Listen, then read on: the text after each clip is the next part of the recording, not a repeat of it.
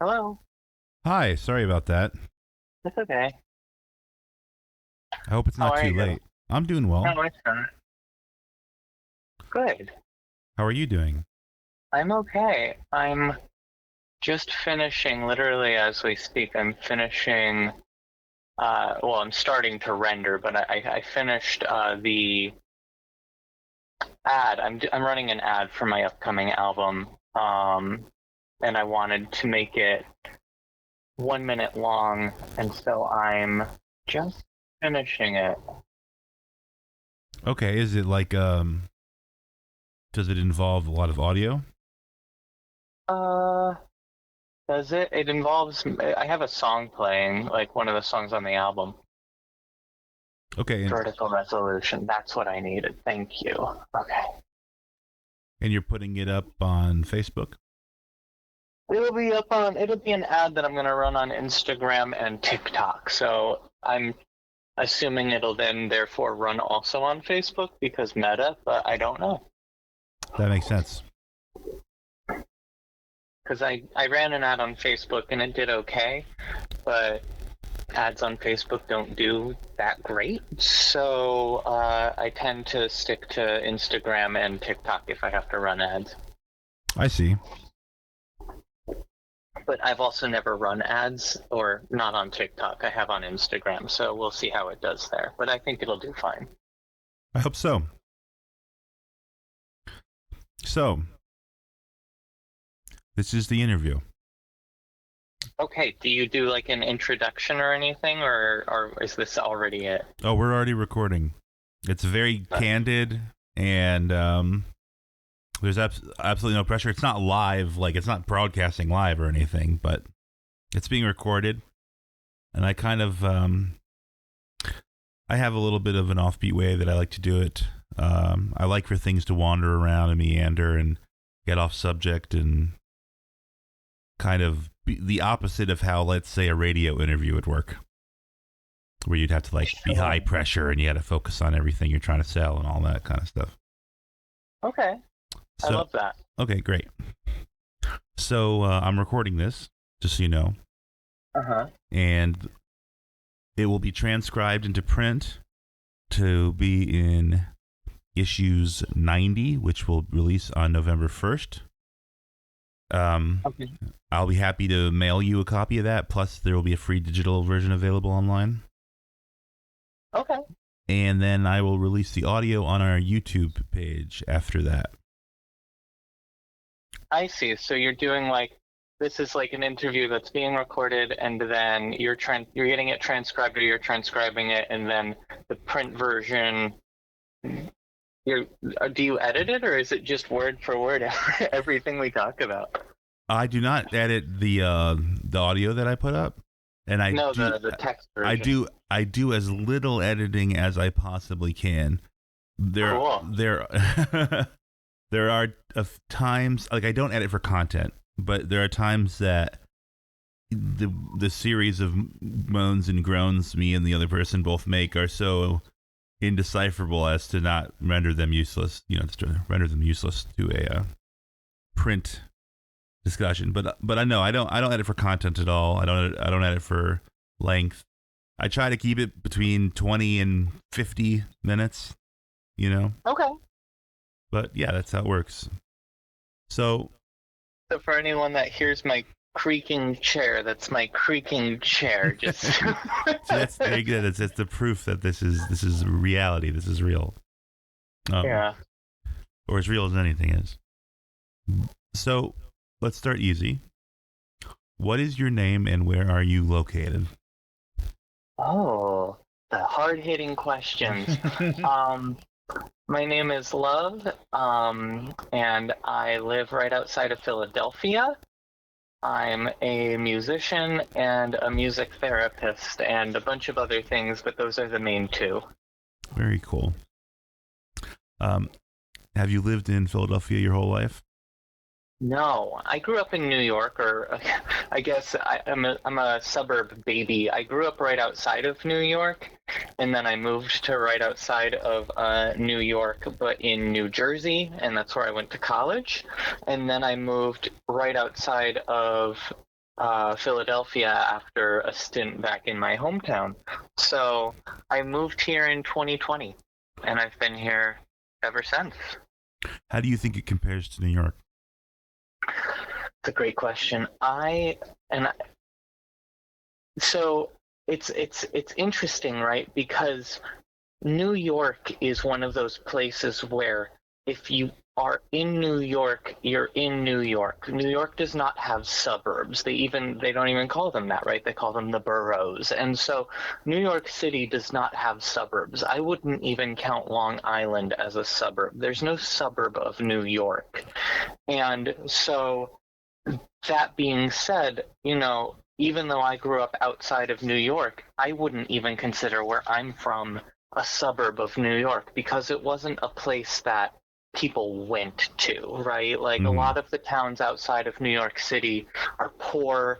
A lot of them are very conservative. It's not until you get like an hour north of New York City into like the Poughkeepsie area or the New Paltz area, and that's where I went to grad school. That's where you have a bunch of these like really nice, like cool towns on the eastern side of the Hudson River, but even those are so far away from the city that I wouldn't consider them suburbs of the city, right. Even if people live there and then move what's that called, commute into the city. So for me, moving here outside of Philadelphia, it's a fascinating and completely different animal that I've never experienced before living here, where the towns, like the town that I live in and other towns in the surrounding area to the west of Philadelphia, are not Philadelphia, and they are suburbs of it. People live here and work in the city, but they have their own identities. They have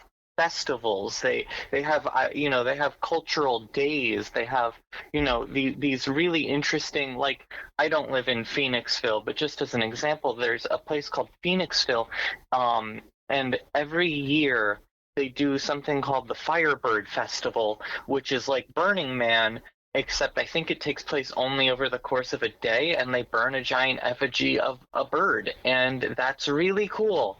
And that's not something that, where I'm from, like, you had a Fireman's Day parade, and you had like a soapbox derby. You didn't have like cool like music festivals or like pride festivals. Like none of that existed where I was from because it was so like conservative and backwater, even though it was so close to the city.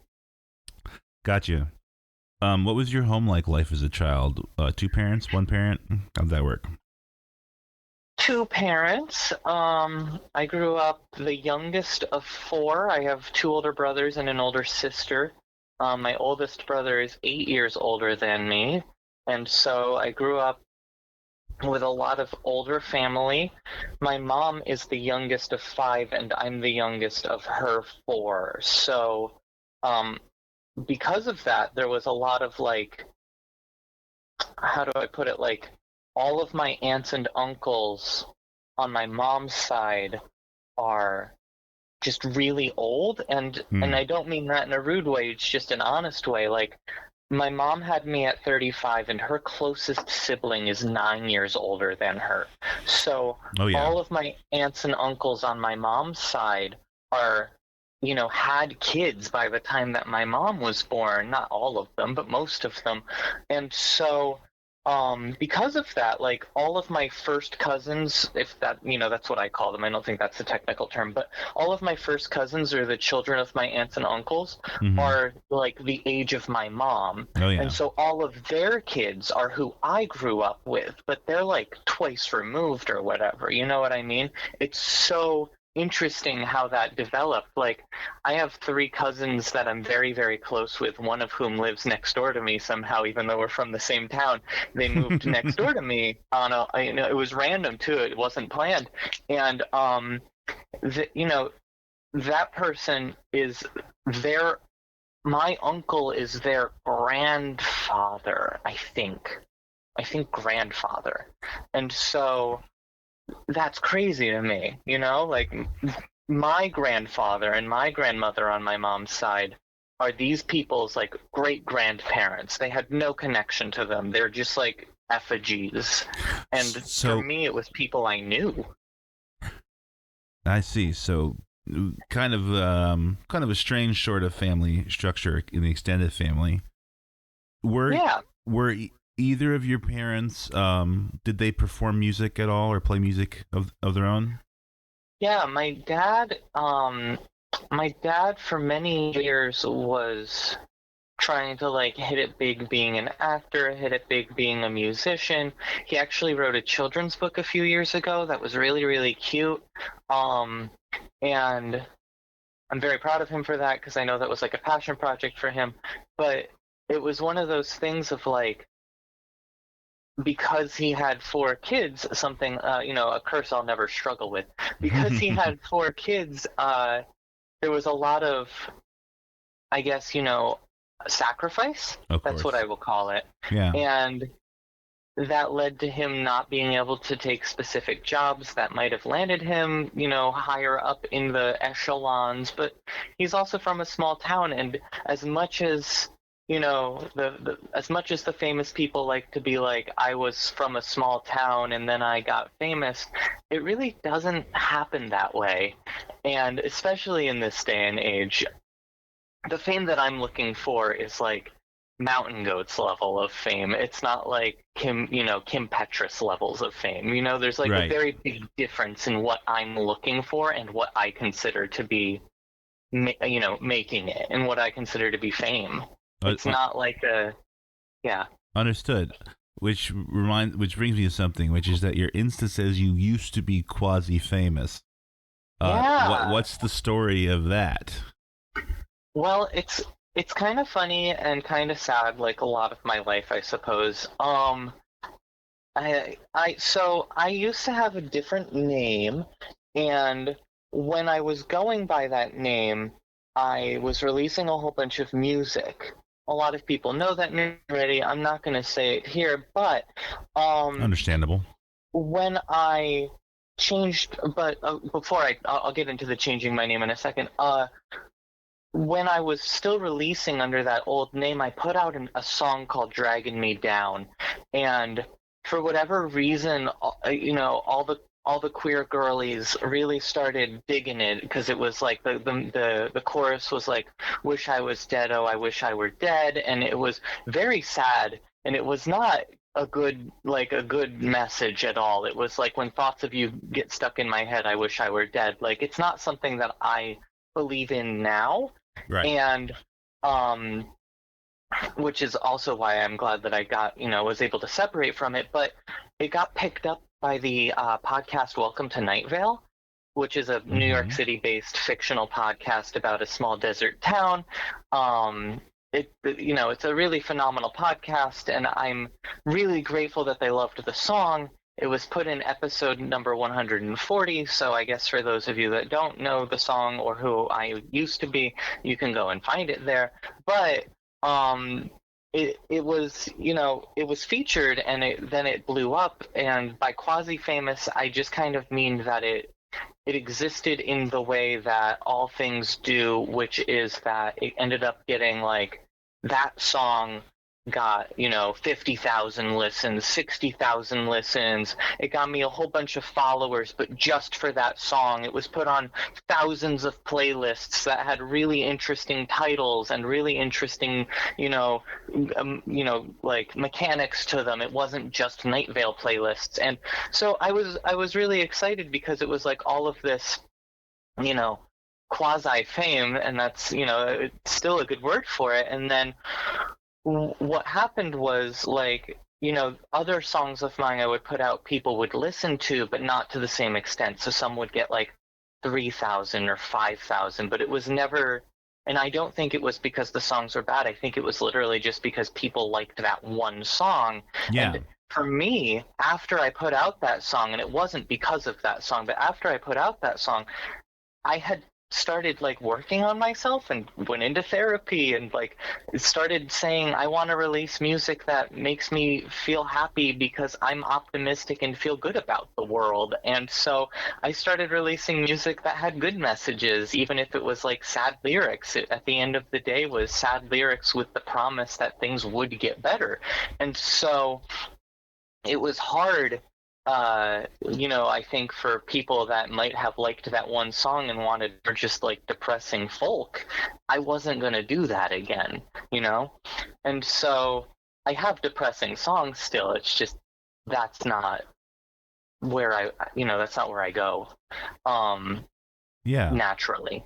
Okay. Anyway, but yeah, so quasi-famous in that I once had a very good song that was kind of a hit, and then it didn't it got me a little bit of fame, and then I changed my name and I changed my music name, and I posted everywhere that I was doing that, and I made canvases for Spotify that play whenever one of my song plays on the old music name that literally says, I changed my name and therefore my music name. I will not release under this artist again. Follow me here. Because all of that stayed up. I'm not going to take it down. I'm just not going to release under that name anymore. And so it's a weird dichotomy where I just kind of exist knowing that exists out there, and it's okay that it does. I just, I wish that I had gotten people to follow me over to the new project, but I'm making new fans, and I think that that's more important. Yeah, that's excellent. So, about how old were you when you started to play music on your own? Good question. I was always doing music, but I didn't think that I could write songs. I actually talk about this in an article that I wrote for a music therapy, or it's a chapter that I wrote for a music therapy book that's coming out. I didn't write the book, I just wrote the chapter, but that's coming out next year. But basically, my whole life I grew up with music. I was always singing. I feel music very deeply and very emotionally. I love it very, very much. And so I was always in musicals, and I was always experimenting with different sounds, and I was always in choirs, both semi-professionally in college. I was in a college choir that toured, and also not as professionally. I was in a bunch of church choirs, not because I was super religious, but because I love the music, and boy do I still love that music. And so it just was one of those things that I did a whole bunch of stuff like that. And then when I was 19, I was in college, and I started dating a songwriter who wrote songs professionally for what's it called, for record labels. And so he still does that to this day. I don't talk to him, but I follow him on Instagram. He's still producing and making songs for record labels, and lives in Los Angeles. I'm so proud of him. But it's just one of those things. When we were dating, though, it was one of those fast fuse burnout relationships where we were madly in love for 3 months. And during that process, he was anyone can write a song. I mean, I'm paraphrasing, but that is what he said. Yeah. And I was like, well, I can't. And he was like, you can. Maybe you were just never told that you could, but anybody can write a song. And I really took that to heart. And the thing that I say in the music therapy chapter about this is that basically, I think that a lot of my life up until I was, and still today, but a lot of my life up until I was in college was led with this belief that I think a lot of people in small towns have, which is that if you don't, if you're not rich, you can't do certain things. So if you're not told you're going to do this thing, you can't do it. So as a music therapist, I challenge that all of the time, right? I work with clients who are like, hey, I don't think I could write a song. And I'm like, have you ever tried? Anybody can write a song. And then they do it with me. We write music together, and they're like, I didn't know that I could do that. We're literally it's conditioned into us almost that we can't write a song, or that we can't do gymnastics, or that we can't do karate. And it's have you ever tried? If you haven't tried, then how do you know you can't do something? You know, I have never ice skated in my life, and I am very, very wobbly, wibbly wobbly on regular roller skates. But my dream is to just take a few ice skating lessons. I just want to get good enough that like I could skate on ice in a straightforward line, and I will do that someday because I believe that I can, even if it's hard. Yeah. Yeah. So that's it. I always grew up with music. I didn't know I could write songs. I didn't start writing until I was 19, and I didn't put out an album until I was 23, and I'm 32 now. So it really has not been that long that I've been doing this. And before you were a songwriter, was your primary instrument your voice, would you say? Yeah. Yeah. Yeah. And do you have any stories from your childhood about why you might have ended up as an artist?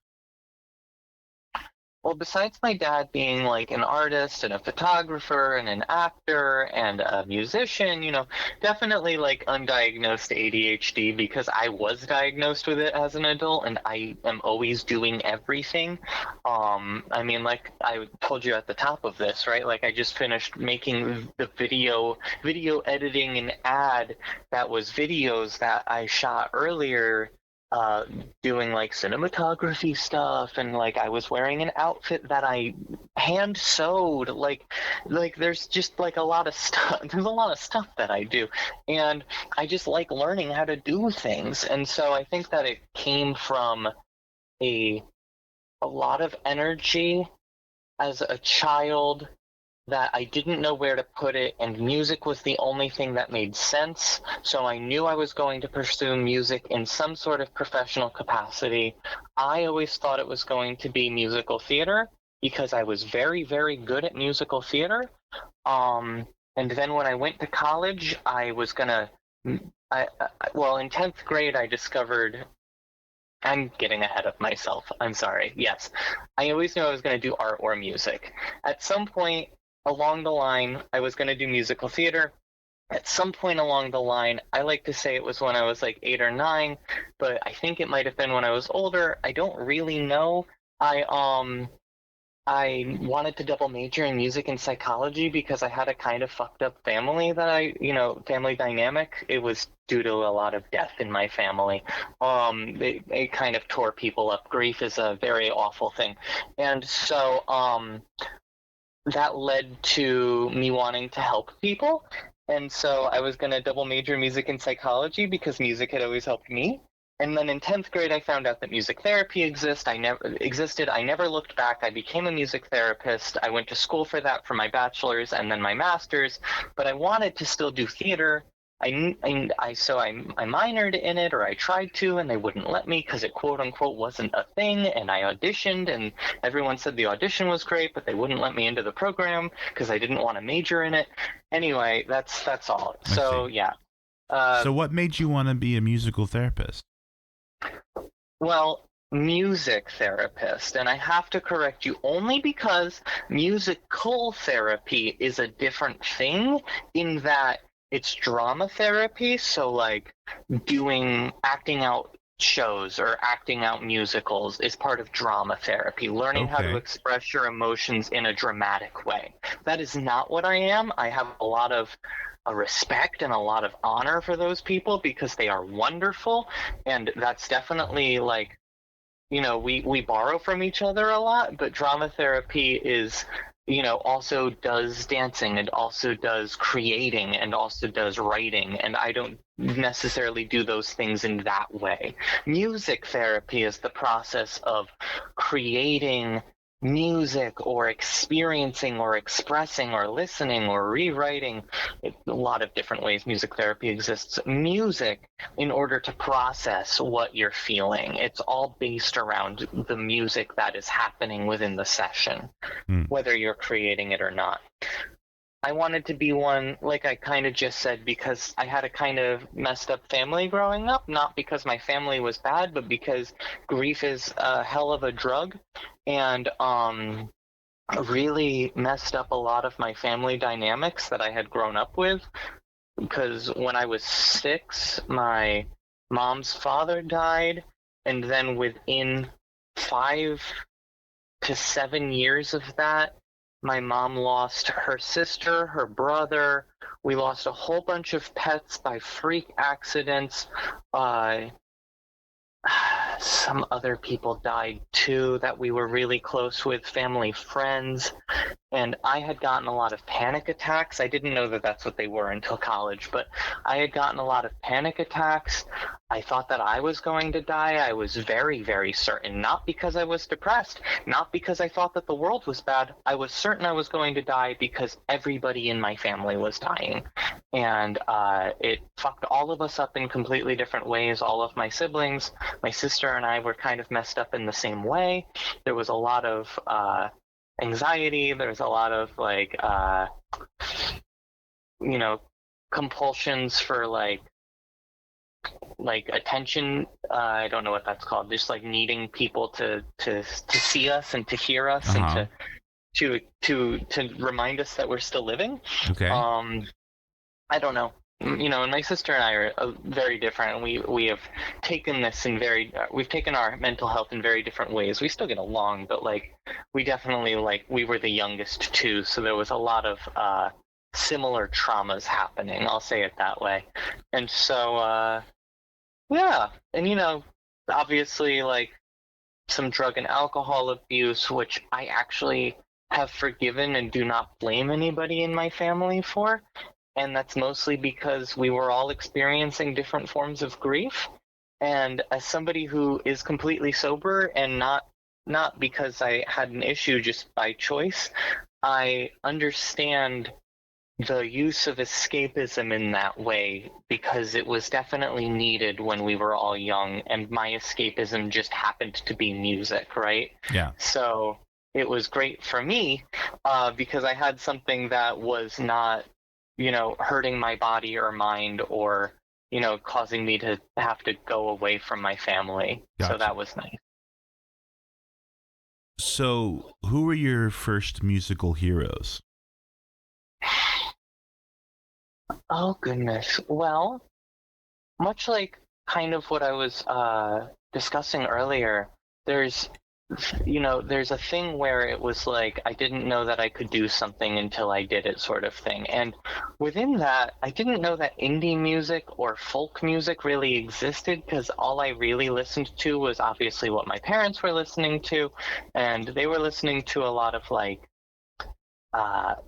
older stuff or sometimes like 80s music, but for the most part it was a lot of just it was a lot of Alanis Morissette, and yes, she's a singer-songwriter and really phenomenal, but folk music, which is really where my heart and soul is, and indie music especially, Tilly and the Wall, right? Tilly and the Wall out of Omaha, Nebraska, off of Connor Oberst's record label Team Love Records. And yes, you might ask, did you apply to Team Love Records since your name is Love? Yes, I have, and COVID messed that up because it was actually maybe going to happen for me, but that's another quasi-famous story for another time. But I loved Tilly and the Wall as a kid. I had an online quasi-boyfriend, and out of where's that, Florida, near where the Kennedy Space Center is, and we talked online, and I was 14, 15, and he was 16, 17, and we were cute, dating, and he sent me a mixtape in the mail, and on that tape were the following bands who would end up shaping most of my late teens and 20s in completely different ways and completely separated from this guy. Tilly and the Wall, Two Gallants, the Indigo Girls, the Decemberists, and there were more, but those are the main four, and those would go on to become some of my all-time favorite bands, still to this day. But definitely when I was young, I was very inspired by church music first, musical theater second, and then this indie folk music that just kind of came out of nowhere and started existing within my world space, and I didn't know it existed before I got this CD. All right, very good. Now, do you have any favorite or particularly consequential things you'd like to focus on in terms of your past recordings or performances? Like, What do you mean? I mean, any songs you wrote that really stick with you, or albums you've released, or any of the times that you performed live. Do you have anything that was particularly consequential for you, like that matters a lot to you? Yeah, there's a few. So in terms of like songs, I released it under my old name, and then actually that's one of the albums I'm going to change over to the new name. But I released an album called Houses to Hollyhock, and it was the album that was my thesis for my master's degree. Oh, wow. Because I wrote a 5-song song cycle for my master's thesis, and I released that just as like guitar and voice, as like, this is my thesis, here it is. And I wrote a whole paper on it, and then I did a full band production, and that's what was Just a Hollyhock, but it was the same 5 songs, just fully produced. And that album means a lot to me. I still perform all 5 of those songs to this day. Not at like every show or anything, but I still perform them, and they're very, very wonderful songs. Yeah. And you know, my thesis was all about, well, I won't get super into that right now. We can come back if you want, but it was all about We could processing. Well, yeah. What was your thesis about? Okay, so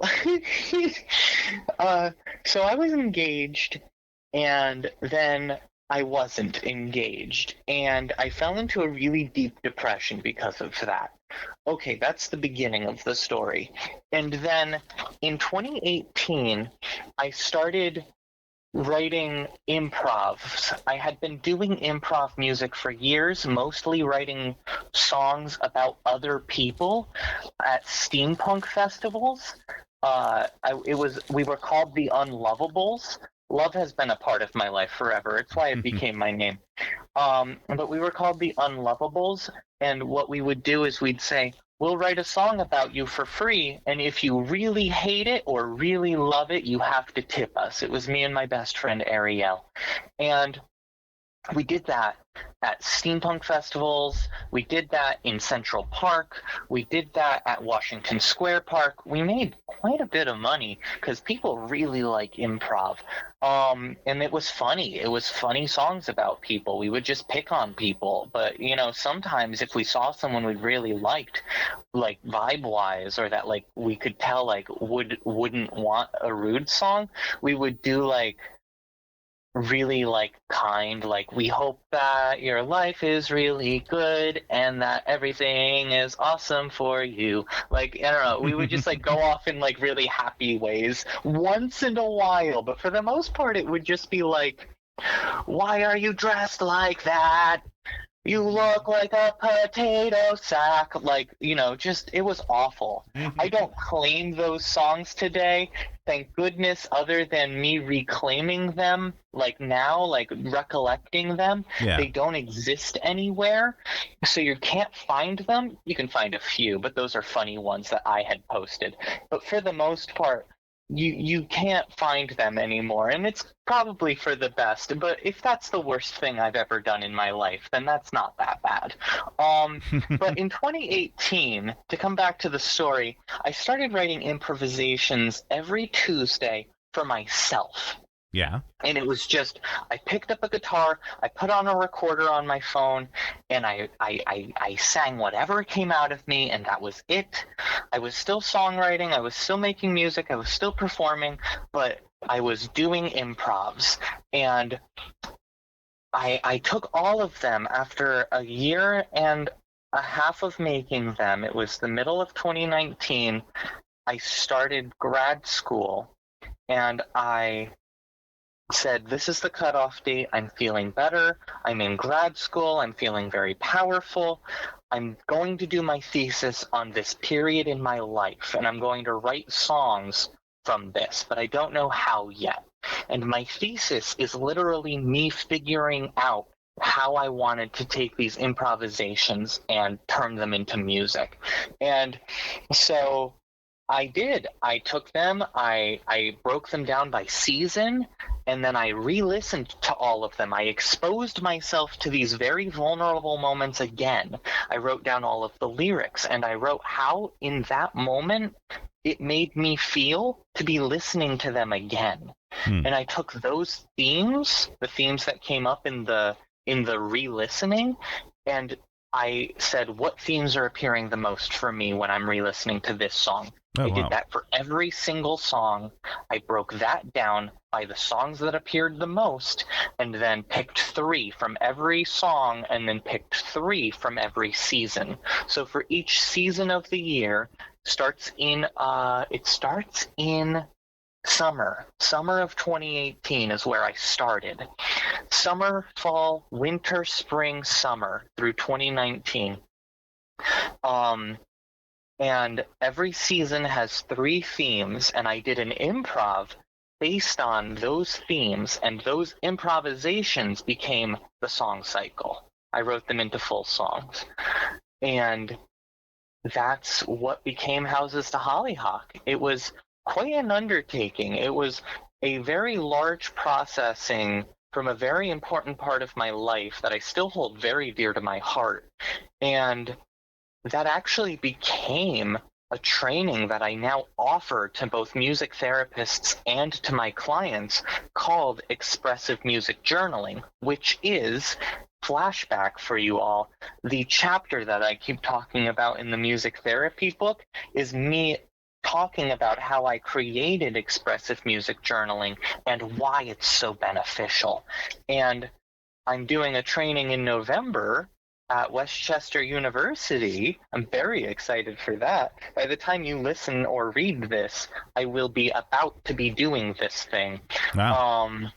Or already done with it, where it's a continuing music therapy education training where music therapists can get 3, you have to get 100 over the course of 5 years. You can get 3 continuing music therapy education credits for coming to my training. Like, this is a thing that I broke up with my fiance because of it was a terrible relationship, no fault of his or mine. I've accepted my faults, actually, and I've accepted his, and I've forgiven everyone on my end. We don't talk anymore. I don't know if he's processed or forgiven anyone. I don't know what he's doing. I don't really care. But because of that process, right? Because that happened, I have created a life for myself out of it because of that. And I mean, it feels almost like milking it, but it's become so much bigger than just, oh, I broke up with my fiance and so now here's a training. It's just that that's where it started, and now it's become this big thing that like I do with my clients over the course of years, or I'll do with music therapists over the course of like months, and we'll do this training where I'm like, process these things. It's a 3-step training now. It's just so incredible that it's become what it is, and I feel so honored that I get to, continue offering this thing to people that like was so beneficial to me, just so important to me. That's beautiful. You found a way to transmute something tragic into something beautiful. Yeah, that's a really good way to put it. Absolutely. So, tell me about this album that you're releasing. Yes. So, I'm going to give you a little preface, if that's okay. I feel like I've been so long-winded this whole time. I apologize. It's no problem. You're making my job easy. Just kind of it's just kind of the way that I talk. So, it's called They Love Them. Okay. We'll come back to the album in a second. The preface to that is, there's 2 types of songwriting that I do.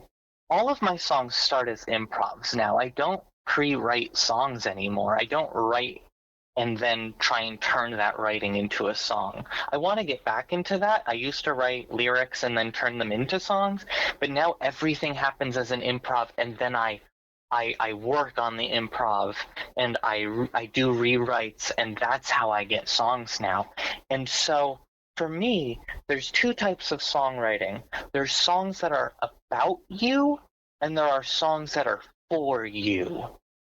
And so all of my life up until this point, right, up until we got to, this new band name and this new music that I'm making, all of the music that I'd written were songs that were about me, my struggles, my anxiety, my breakup with my fiance, my processing my breakup with my ex-fiance.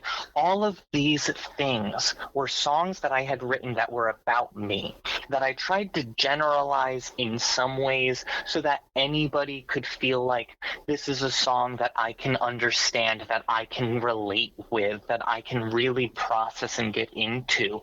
And that's always been the thing for me. Sad lyrics, happy melody. That has always been my thing. It's called antifolk, honestly.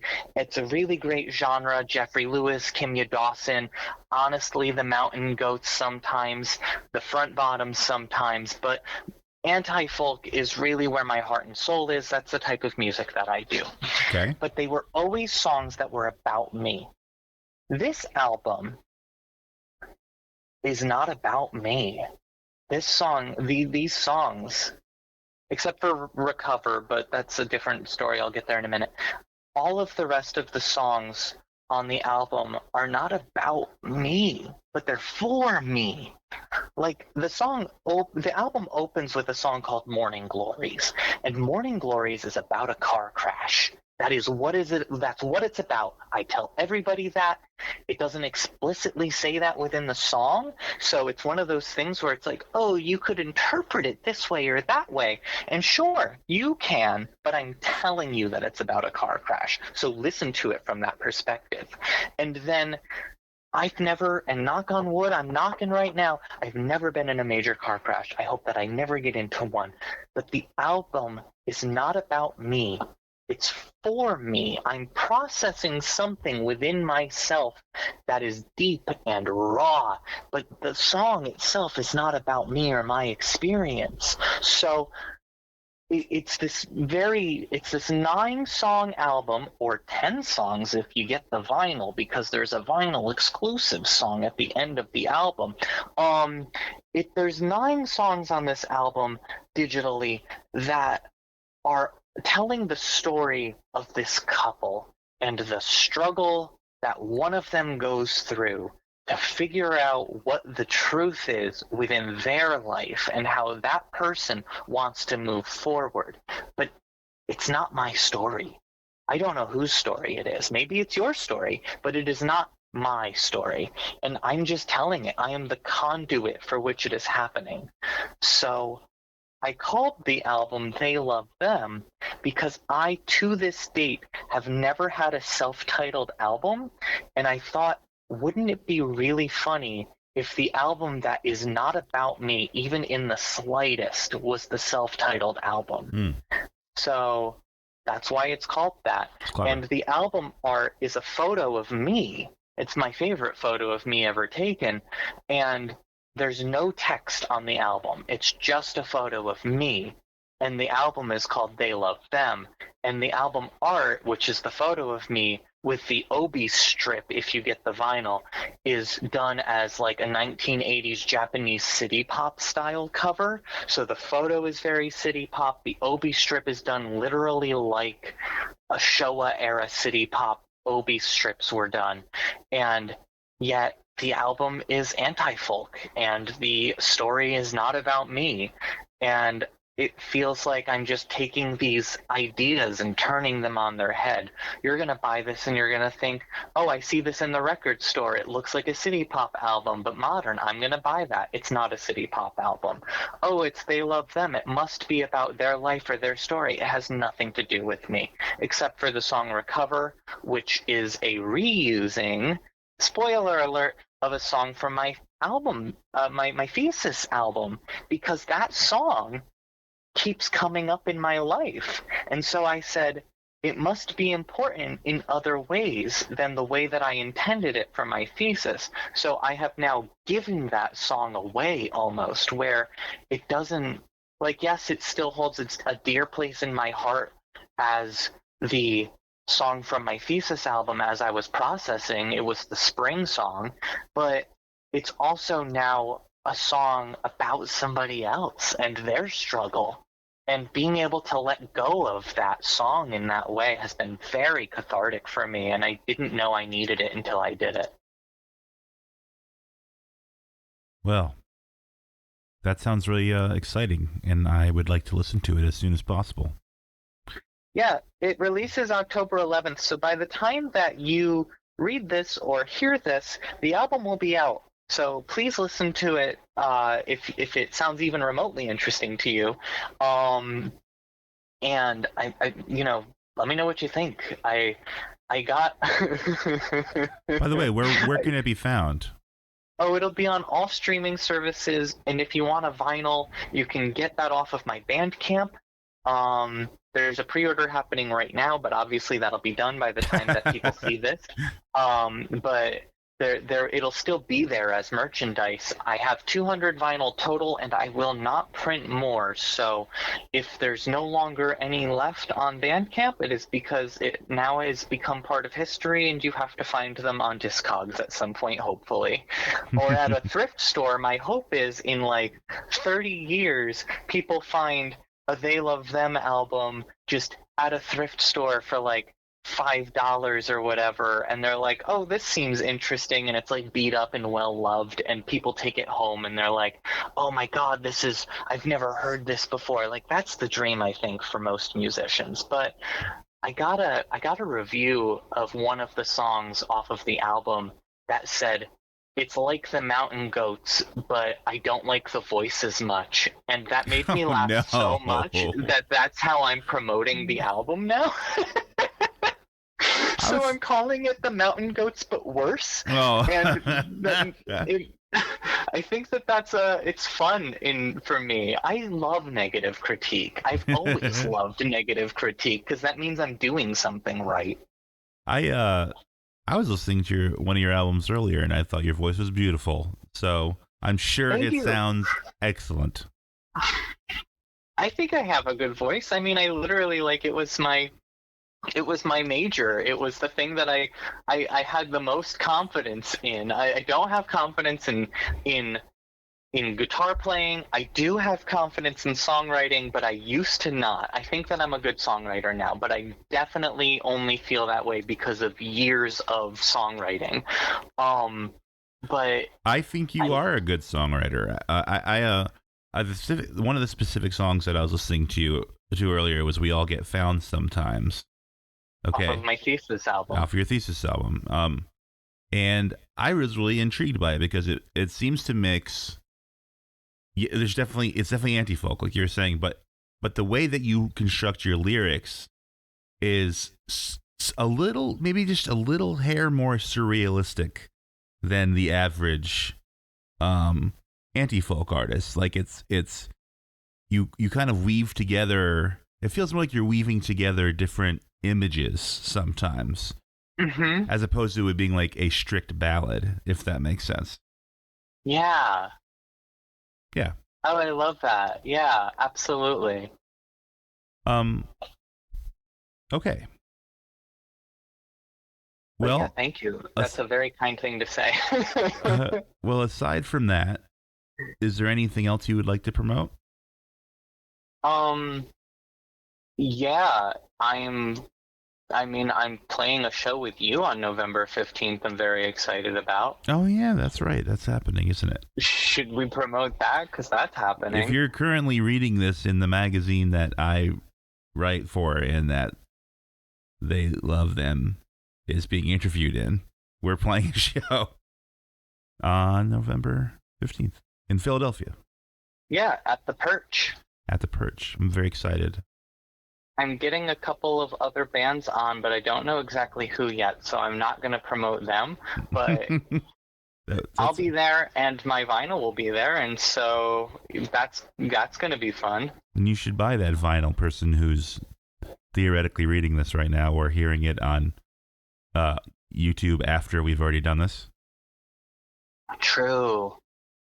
But you should still get the vinyl. I hope that people, I have a few pre-orders of it. I'm very happy. I'd like some more, so I'm really hoping that, like, I get a few more pre-orders, but I'm mostly just hoping that, like, once I get these vinyls, that, like, people are gonna, like, flock to them because they're like, oh, now it's a real thing. It's not just, like, made up anymore. Because I think that sometimes people are like, oh, well, it's a pre-order and it's an artist I don't, that I know this person, but I don't know that you're actually going to get the vinyl. So I think once I have them in my hand, people are going to be like, oh, that's a physical thing. I want that thing. And for sure, I bet that will work out. I hope so. I guess we'll see. So I will now get to my last question, which is, okay. Was there anything you were hoping to talk about that I didn't ask you about? And if so, please feel free to do so. That's a good last question. I guess that, like, the one thing that I always like to, I guess, say is that,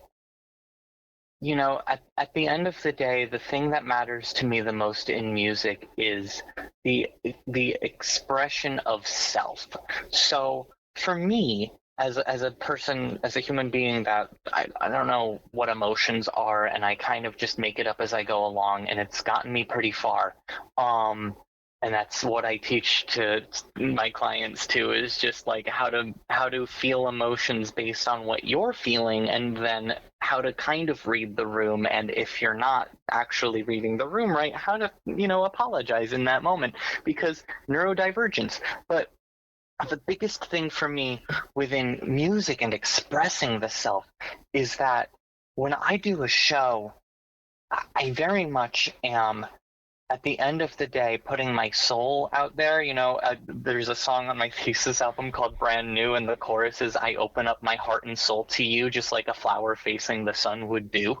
And that's really, like, still to this day how I feel about songwriting. I'm being vulnerable in a way that I cannot be in any other situation in my life. I want to perform until the day that I die, even if it's for very few people, although I'm hoping that it keeps getting to be more and more. But even if it's for, like, 3 people at an open mic, the ability to express myself in that way has always been something that I can't get those emotions out in any other way. I am honored, 1, to be interviewed for this, so thank you, but 2, that people want to hear my stuff, it seems like. And more importantly than even all of that is just, I live a very honest and straightforward dialogue life. And so I'm very assertive, and I apologize in advance if you ever meet me, people listening and reading, and I come off as abrasive. It's not me doing that on purpose. That's just kind of my personality, because I'm socially awkward, and on stage, that's the real me. And then I get off stage and I kind of go a little bit into my shell, not all the way, but just enough. And then sometimes I don't know the things that I'm saying. It's kind of why I've just been rambling this whole time, but I guess that's good for you. And, well, it's good for you a lot too. Of fodder to write from, but it's good for me too. Yeah. But it's much better to be overly communicative in this sort of thing than it is to be where I feel like I'm pulling teeth trying to get someone to talk. Like it, I think that you're sounding very fluent and not at all overly wordy or anything like that. You're just explaining yourself in a very easy to understand way, and so that's good. Well, thank you. But yeah, that's kind of all in terms of where I am, is just, live your life as your authentic self, and I will continue living mine as mine. And if you do or did end up seeing the ad that I'm literally gonna put out tomorrow, like, I'm in my jester era, And I took that that meme, I took that to an extreme that other people haven't, and I know that people are going to love and also hate this ad in such a way that it feels almost criminal, and I love that. Like I said, I don't love to be hated, but I love that my existence, especially as a non-binary person, as a person who just like exists, I love that my existence can cause such a reaction in people that like I don't care about. And I care about you, but when people don't care about me, I just don't care about them, and they hate that. They hate that they can't get to me in any way that is meaningful, and I love that. So I don't know. That's all. Those are my last thoughts. They were all a bit dispersed and all over the place, but that's kind of the final thoughts I'm having. Love yourself enough that if people hate you, you can love yourself even more. That's a good message. That's a great message. Well, thank you so much for sitting down. Well, I don't know if you're sitting down or not, but thank you so much for communicating with me in this interview. I really did enjoy it, and I had a good time getting to know you. Excellent. Well, that's good. Phew. Because you have to play a show with me, so if you did, if you hated this, that would be awkward. Yeah, it was a lot of fun to just kind of babble for an hour, so thank you. All right. Well, you have a lovely night. Thanks. You too. I'll talk to you soon. You too.